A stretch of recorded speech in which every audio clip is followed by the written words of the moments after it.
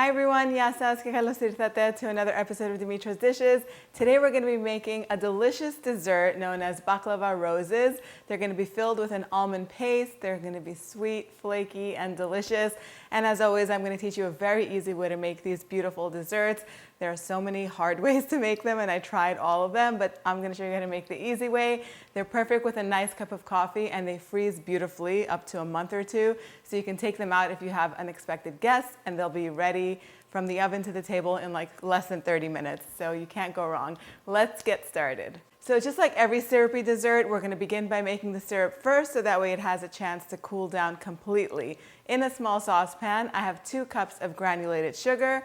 To that, I'm going to add a cup of water, and I'm going to squeeze the juice of half of a lemon. You can use an orange instead if you prefer. Give it a nice mix and put it over medium-high heat and let it cook until it comes to a boil and the sugar has dissolved completely. Once the sugar dissolves, take it off of the heat and stir in a teaspoon of pure vanilla extract. If you'd like a more floral aroma, you can go ahead and instead of the vanilla, add a tablespoon of orange blossom water or a tablespoon of rosewater. They would both work, either or. Give it a nice mix and set it aside so that way it cools completely.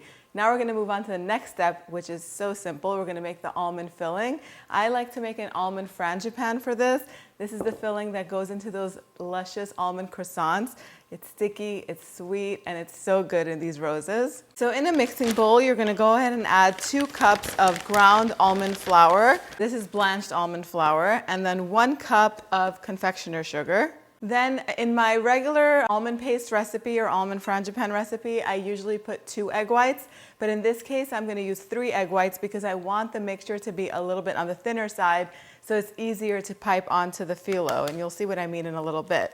So 3 egg whites. You could save the yolks to make custard or something like that. And then a teaspoon of pure almond extract. And you're just going to mix everything all together until it's combined and it's just going to look like a little batter. Okay, if the mixture is still looking a little bit thick and dry, you can add a tablespoon or 2 of water. And this is what it should look like when it's done. It should still look really moist and very, very soft.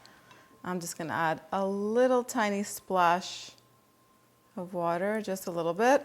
That's how easy it is to make almond paste. Now I have a reusable plastic bag. This is a pastry bag that you decorate cakes and stuff with. I've already snipped off the end because I used it the other day to make these.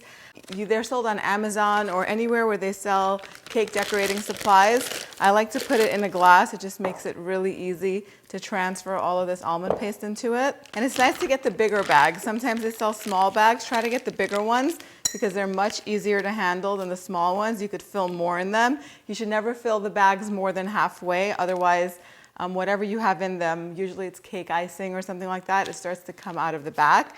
Just go ahead and squeeze it all together so it's nice and compact. And you can twist the end like that and just leave it in the glass. Now we're just going to melt some butter and we're going to put them all together. So I have 2 sticks of butter. You can melt this over the stovetop, or you could put them in a bowl and pop them in the microwave until they're melted. If you're using the microwave method, it's a good idea to leave the paper on top of the butter so that way it doesn't splatter all over your microwave. All right, so you're going to need 1 pound of number 4 phyllo. That's about 455 grams or so. The number 4 phyllo is the thinner phyllo, the one that's used for making baklava and desserts like that. This is not where country style phyllo is going to come in handy. You want nice, thin, delicate phyllo. Make sure that you thaw it out overnight in your refrigerator, and then you take it out for an hour or 2 and leave it at room temperature so that way it's very easy to handle. And don't take it out of its packaging until right when you're ready to use it. Otherwise, it's going to start drying up on you and crumbling. And that's why sometimes people have a really hard time working with phyllo, because they take it out and it's uncovered and then it dries up. Open it up flat like this, and then we're going to cut it into strips. So 2-inch strips, or about, maybe you're going to have the last few strips or the last 2 stacks of strips a little bit bigger, because this phyllo is almost 12 inches, but not quite. So 2 inches is about 5 centimeters, 5-6 centimeters. Okay, cut all the way through so you don't tear them.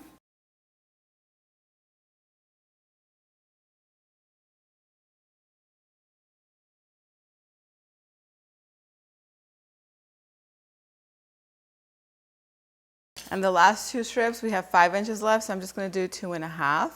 Okay, so once you slice your phyllo layers, you don't want to step away, okay? If you do have to step away for any reason, cover them with a dry kitchen towel and a damp kitchen towel on top of that, so that way they don't dry up. So now we're gonna work quickly. We're gonna take 4 layers, and each time you take 1 strip of phyllo, you're gonna drizzle it with butter. You don't have to brush it. And if you have any that are stuck together, just leave them stuck together. You don't have to separate them, otherwise they're gonna get torn, and then you're gonna throw them out. When you get to the 4th layer, you don't have to butter that one. Just like that. Then you're gonna take the almond paste and you're gonna squeeze a layer close to the center. And it doesn't have to be a line that's totally connected. If it starts to break and separate, you could leave those gaps in the center. It's gonna all spread out once we fold it over. So now you're gonna take the bottom and fold it over so it matches the top, and just press it lightly, and then lightly butter the top like this, and then you're gonna roll it up. And you don't wanna go too tight on this or too loose, just enough so that way it sticks together. And if there's not enough butter on the end like this, make sure you butter it a little bit. That's what's gonna help keep it sealed. And there you have it, a phyllo rose. So line a baking tray with some parchment paper, and then just as you're making the roses, put them on the tray. Online, I've seen a beautiful recipe of a video that really went viral. And what the girl did was, instead of cutting this into strips, she used a round cookie cutter and she cut rounds. First of all, let me tell you, it looked so easy when she did it, except when you go to use a cookie cutter, it doesn't really cut through all of the phyllo. So what I ended up doing was I ended up marking the phyllo with a cookie cutter and then cutting around with a scissor, which was not fun.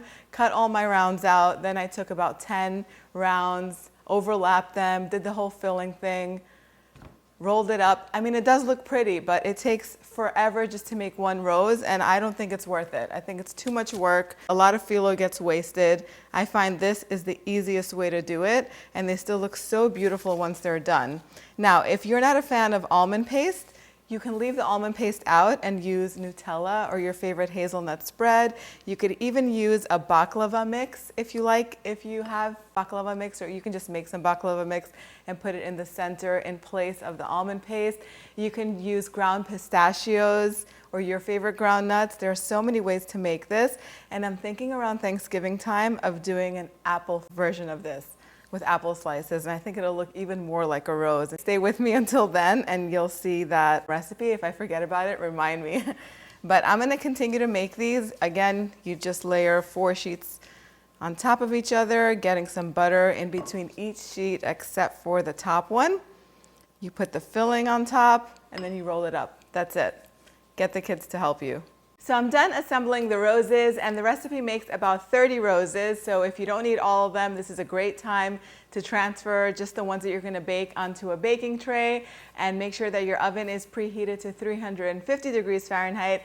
Bake them on the center rack for about 20 to 25 minutes. Keep an eye on them. As soon as they're beautifully golden all around, take them out. Then go ahead and pour some of that cooled syrup on top. Set them aside until they're cooled completely. And all of the ones that you didn't bake, you can transfer them to your freezer. Once they're frozen solid, you could either put them in another freezer-safe tray, or you can carefully lay them in freezer-safe bags and then put those bags, if you're using 1 or 2 of them, onto a baking tray so that way they stay flat. You don't want them to move around in the freezer. Otherwise, they're going to start to break and crumble on you, and you don't want that. And then when you need to bake them, again, you preheat your oven to 350 degrees Fahrenheit.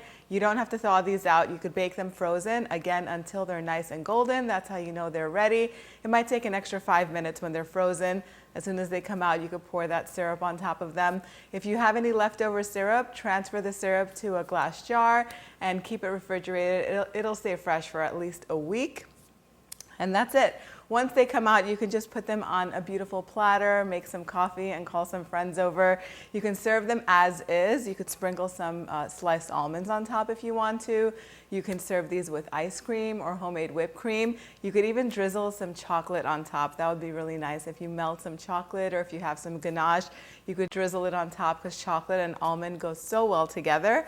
Let me know how you're serving it in the comment section down below. I cannot wait for the taste test, and the time has arrived. Just look at how crispy they are, and look at the center, how nice and juicy it still is. You don't need a knife for this. This is just for the video. You could just bite into them.